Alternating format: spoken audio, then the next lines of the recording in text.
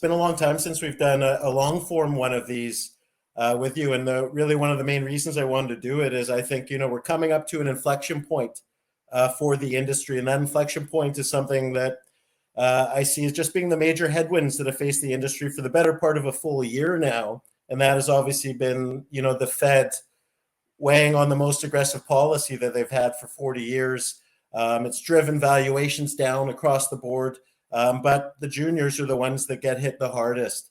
What I'm excited about is I think the next Fed meeting, which is coming up next week, might just be the last of the hikes. In fact, that's what the prognosis is, maybe one more 25 basis points hike and then that. But what that means is that there's some light in the tunnel finally, because for about a year here, maybe even longer, really since 2020, good news just is a liquidity event. Drill results are not being rewarded.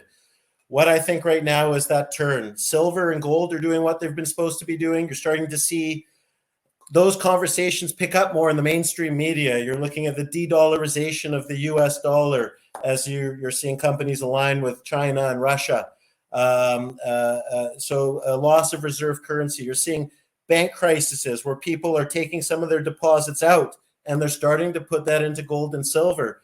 But what we have right now is the juniors especially are in a bit of a lag time because silver and gold have started running. I mean, gold's, French kissing its all-time high right now, and probably, in the not too distant future will be coming right through there. Yet ounce in the ground valuations have yet to move. So, you could call it lag time or you could call it delayed gratification. I like delayed gratification because, I think what we're doing right now is staring down a massive re-rate, not just for ourselves, but for the entire sector as a whole, as money starts coming back into gold and silver stocks specifically. So very excited to get out here.